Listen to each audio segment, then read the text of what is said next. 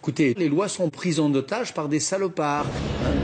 Je les remercie du fond du cœur, une fois de plus, c'est formidable. Ça, c'est la grande affaire. These are amazing. The last moments of Muammar Gaddafi, the last moments of a dictator. C'est juste pour vous dire et tout, parce que vous avez détruit tous les pays arabes, et tout ce que vous avez vu, ce que vous avez fait pour la liberté. Dites-moi. Oui, on discute sérieusement. Dites-moi un message. Donnez-moi un message, s'il vous plaît, monsieur Lévy. Non, pas à votre bureau, juste maintenant et tout pour dire aux gens, c'est quoi votre conscience maintenant, ce qui se passe en Libye? La Libye, elle est vraiment détruite. Je ne pense pas qu'elle soit détruite. Ah ouais, alors ce qui se passe en Libye et tout, c'est rien du tout pour vous. Si. Qu'est-ce qui se passe? Non, pas à Gaza, en Libye et partout. Gaza, elle a gagné. Oui, dites-moi. Parce qu'elle est sur le chemin de la liberté. Le chemin de la liberté de toute la catastrophe qui est ici, monsieur Bernard-Henri Lévy. Vous avez de la chance, c'est que vous êtes en France, dans un pays de droit. On respecte la France. Sinon, franchement, tous les morts qui sont en Libye, en Syrie, partout pour le printemps arabe, ils sont dans votre conscience. Bref, Bernard-Henri Lévy peut donner les bons et les mauvais points, peut expliquer qui a tort, qui a raison. Il est un des architectes de la destruction de ces pays, avec son lot de terrorisme, avec son lot de violences religieuses, avec son lot de violences ethniques et aussi de nettoyage ethnique. Monsieur Bernard-Henri Lévy a soutenu, avec les néoconservateurs d'Europe de l'Ouest et des États-Unis, la destruction de la Syrie. Nous avons vu le djihadisme, nous voyons l'épuration ethnique, nous voyons ces flots massifs de population. Ces gens sont des criminels et ce sont pourtant eux qui aujourd'hui s'habillent en juges et viennent donner des leçons de moralité à la population européenne. Qui a foutu la merde au Darfour?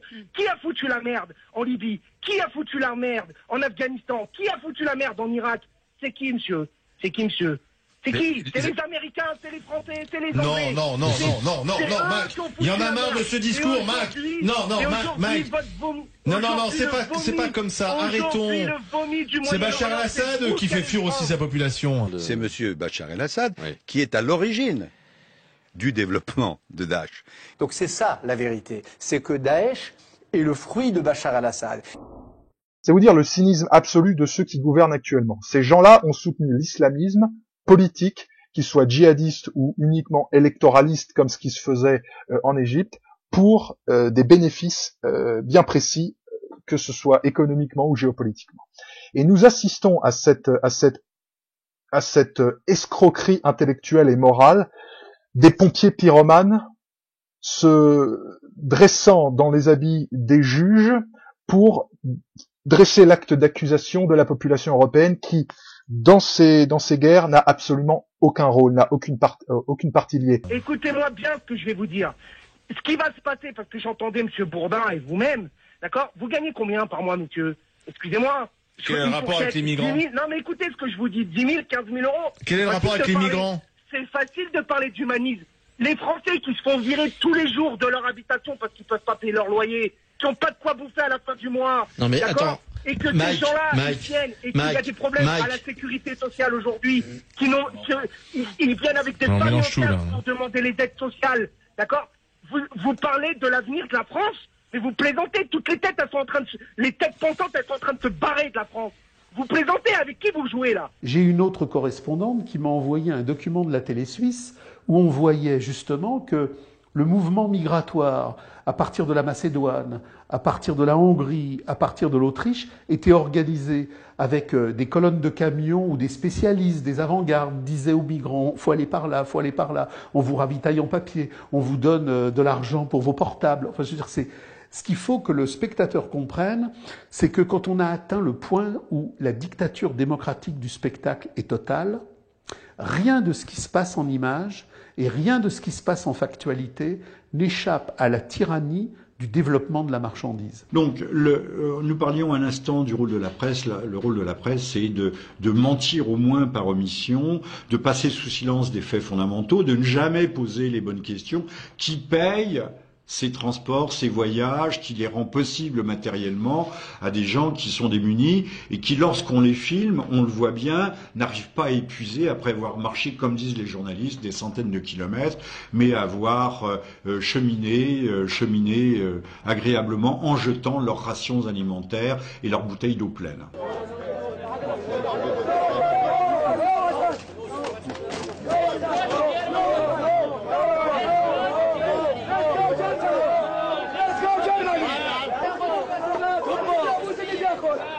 You are not going to eat today? No, we don't want to eat.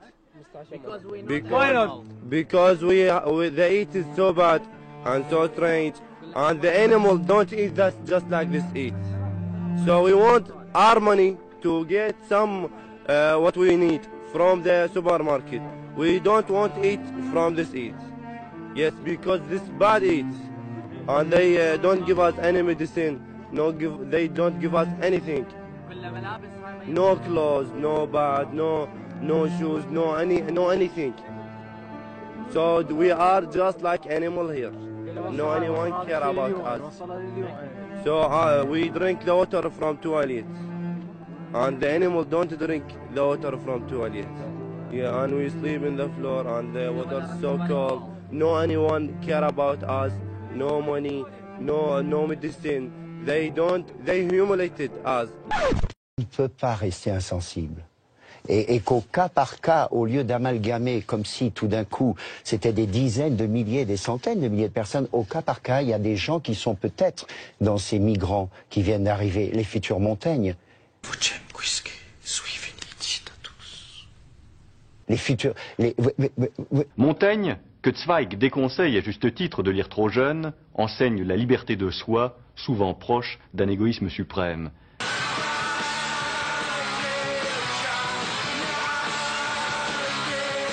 Montaigne, les futurs... Oui, monsieur Philippot, vous le savez... Attendez, les écoutez... futurs Kouachi. Ou les futurs Koulibaly. Le forcené armé. Ces derniers temps, on a davantage eu de Koulibaly que de Montaigne. Monsieur Philippot, malheureusement pour la France... Monsieur...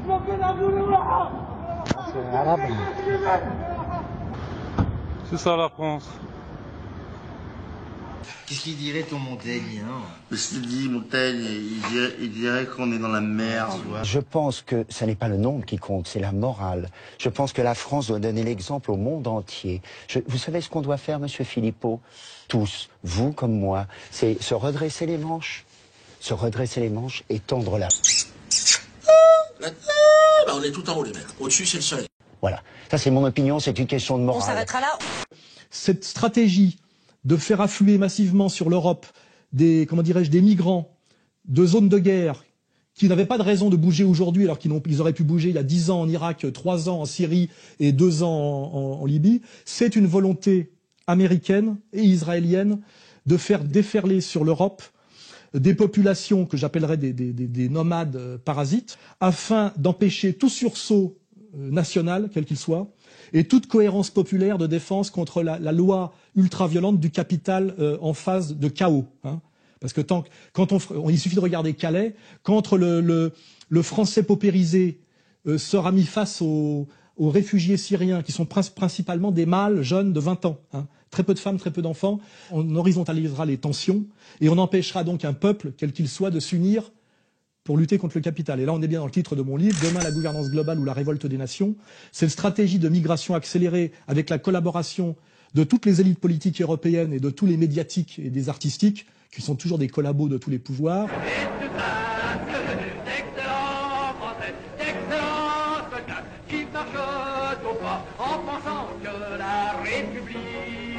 C'est encore le meilleur régime ici-bas. Ouvrir son cœur et son esprit, ouvrir les frontières de son cul. Il est temps d'ouvrir les frontières maintenant. Ne laisse pas ces migrants, et encore plus si c'est des enfants, mourir en traversant les océans.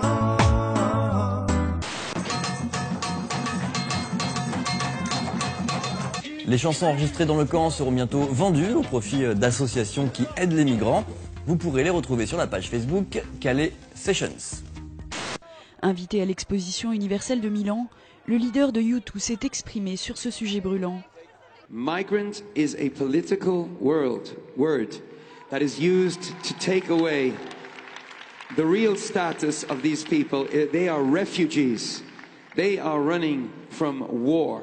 Cette stratégie de migration accélérée est, à mon avis, une stratégie d'empêchement par la destruction de tout sursaut patriote et national contre le nouvel ordre mondial en phase de crise capitaliste et financière avancée. C'est comme ça qu'il faut le comprendre.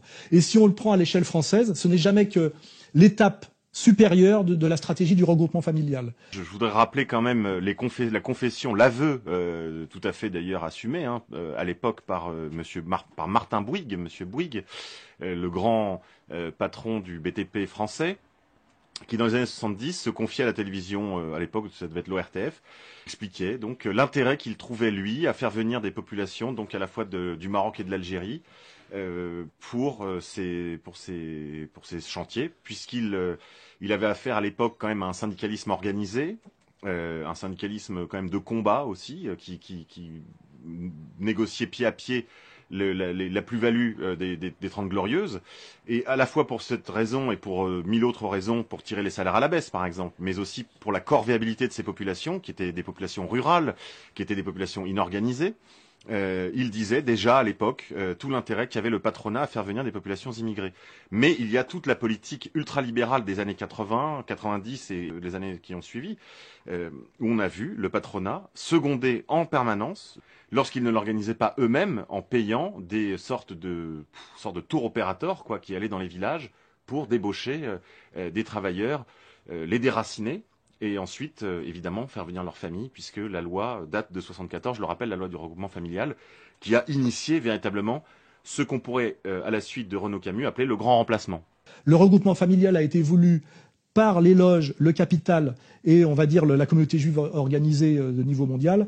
On a vu au mois de juillet, au mois d'août, ces salles remplies de malheureux travailleurs étrangers qui attendaient avec impatience de pouvoir prendre un avion. C'est une excellente main-d'œuvre parce que elle est jeune, elle est très solide physiquement, elle est extrêmement courageuse. A été une stratégie de métissage forcé du peuple de France afin qu'il ne puisse plus jamais se soulever comme il s'est soulevé.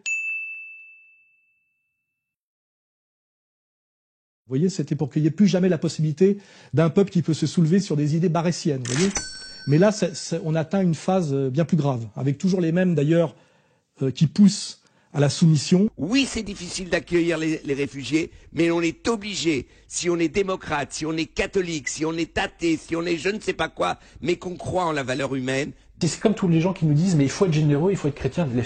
J'ai entendu beaucoup cet argument. Ah oui, ces infâmes chrétiens de gauche, ces infâmes chrétiens de gauche, que rappelle-toi, je surnomme les crétins de gauche, parce qu'on peut pas être chrétien et de gauche, c'est pas possible, il faut choisir, c'est l'un ou l'autre. Qui me dit, mais il faut tendre la main à son prochain. Oui, j'ai entendu ça sans foi. Bien sûr, mais moi je dis, mais quelle générosité il y a à favoriser un phénomène qui va aboutir à l'implosion de la société où tu habites. Où est la générosité de cela, espèce de tocard, j'ai envie de lui dire. Ce qu'ils te disent, c'est de crétin. Justement les valeurs chrétiennes de partage, etc. Et si tu veux partage avec ta collectivité. Charité bien ordonnée commence par soi-même. Tu sais, il y a une phrase que j'aime beaucoup de Déroulède. Je sais pas si tu vois qui c'est, le poète nationaliste. Il disait si tu n'aimes pas ta mère plus que les autres mères, si tu n'aimes pas ton village plus que les autres villages, c'est que tu n'aimes ni ta mère ni ton village. Voilà. C'est tout. Moi, j'aime ma mère plus que la mère des autres. Voilà, c'est comme ça. Absolument, absolument. Il y a d'autres complices de cette invasion migratoire. Alors, il y a à la table pas mal de chrétiens, mais vous, Dark City, vous êtes musulmans. Mais enfin, pour les chrétiens ici, j'ai envie d'évoquer quand même le cas de l'Église catholique. On entend depuis longtemps déjà le pape François.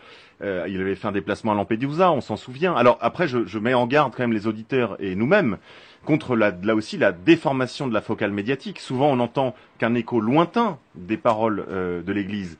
Mais enfin, il y a quand même des paroles qui ont levé l'ambiguïté sur la position de l'Église sur la question migratoire. Alexandre Preval.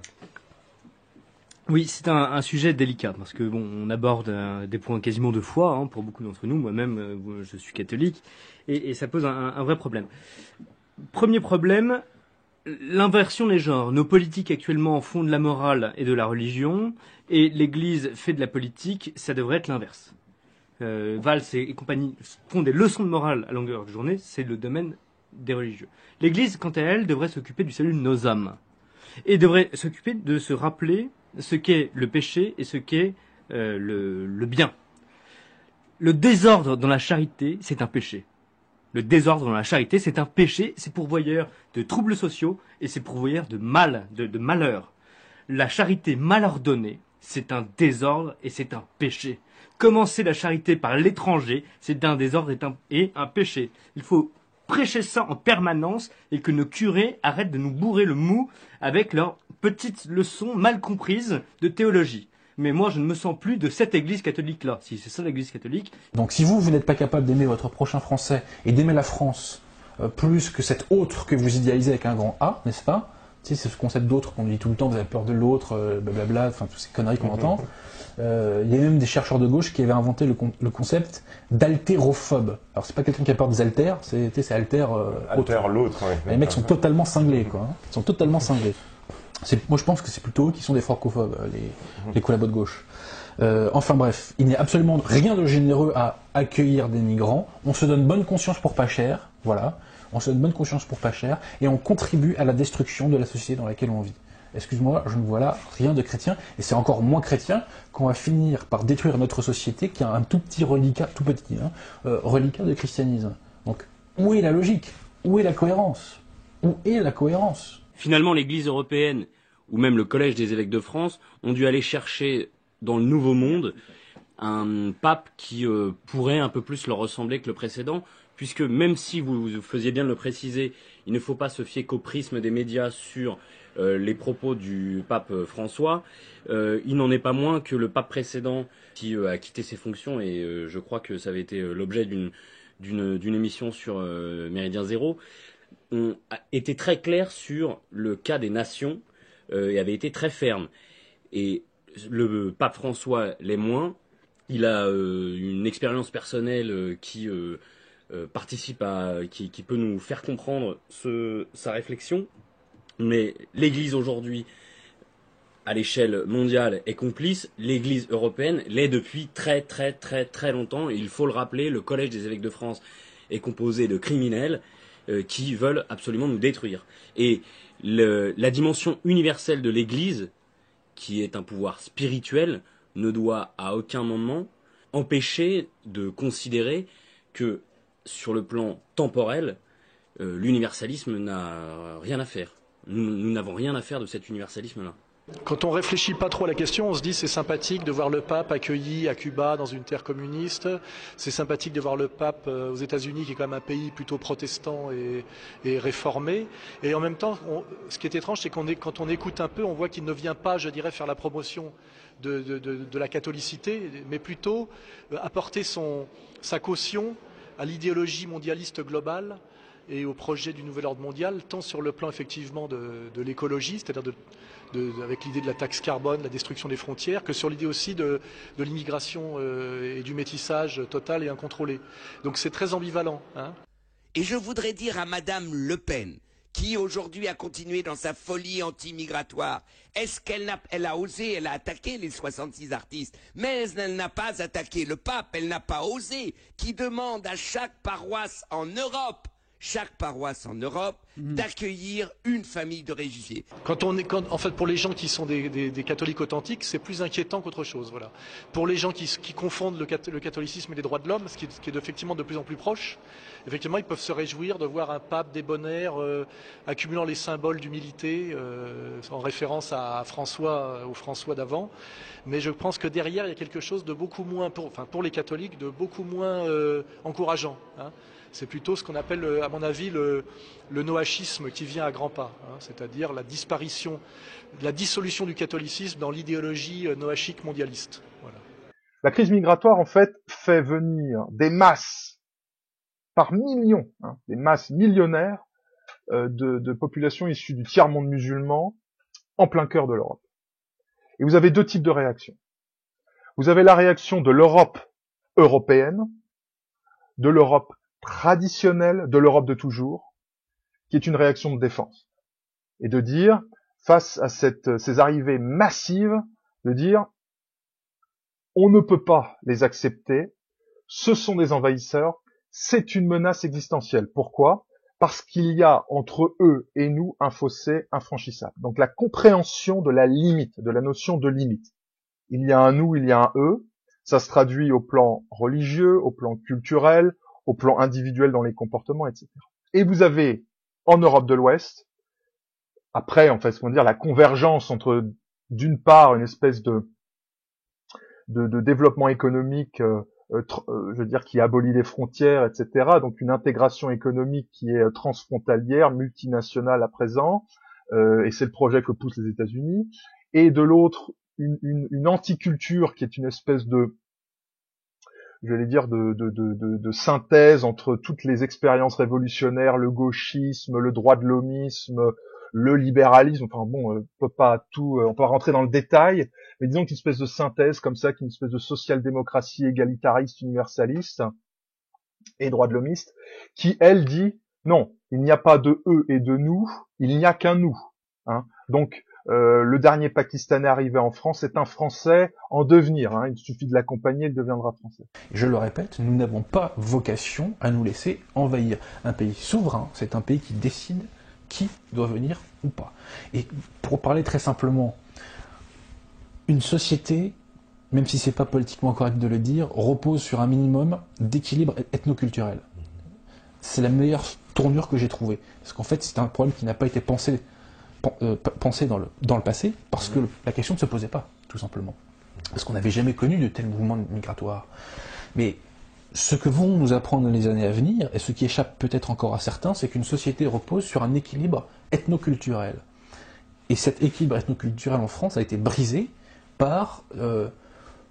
c'est au-delà de l'immigration. Il y a aussi l'oligarchie financière représentée par Goldman Sachs et d'autres qui poussent également dans ce sens-là.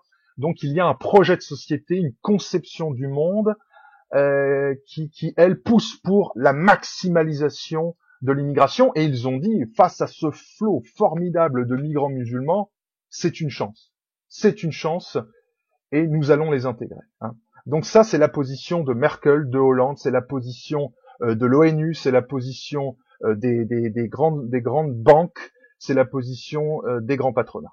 À partir du moment où tu as des pans entiers d'un pays où tu ne trouves plus personne qui appartient au peuple autochtone, il y a un problème. Il y a un problème. C'est pas politiquement correct de le dire, mais de toi à moi, en privé, quand j'en parle avec les gens les yeux dans les yeux, il n'y en a pas beaucoup qui me contredisent. Hein. Et ceux qui seraient tentés de me contredire, ils sont rarement prêts à mettre en œuvre leur idéologie et à aller vivre dans ces coins multiculturels. Mais c'est aussi notre, tiens, je vais faire plaisir à Maurice, c'est aussi notre croix. C'est qu'à un moment, porter, Adrien, t'as le droit, hein, ou Adrien, je peux citer Adrien. Adrien. Porter, trois croix, là, les gars. Hein. Porter cet effort d'explication et un moment de prévision, de prospective. Face à des gens qui sont strictement et parfois très sincèrement, parce que j'en ai autour de moi professionnellement, vous vous en doutez, dans le compassionnel, en disant à un moment, voilà, il y a des gens, ils sont à la rue, il faut les aider, il faut leur donner à manger, tout. Et leur expliquer que, d'accord, bon, oui, peut-être qu'humainement ce geste peut se comprendre, mais que sur plein d'autres aspects, c'est un crime, c'est un suicide. Et ça, c'est très très compliqué, parce qu'à un moment... C'est même fondamental, parce qu'il ne faut pas laisser aux autres la charia, ils n'ont pas le monopole du cœur. La charia avant les bœufs, mais c'est exactement ça. Il faut arrêter de sortir cette dichotomie gentil-méchant. C'est pas parce qu'on est insensible, c'est pas parce qu'on n'a pas de cœur, c'est pas parce qu'on est indifférent, égoïste. C'est parce que justement, on a une vision à long terme qui est beaucoup plus humaine que leurs aberrations qui vont créer les drames abjects, les catastrophes inimaginables de demain. You know what's going on. I woke up in the hospital.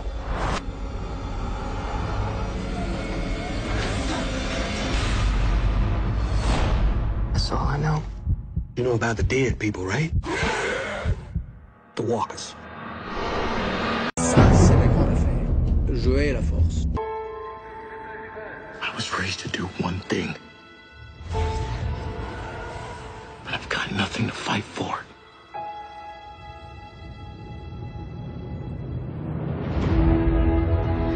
Nothing will stand in our way. I will finish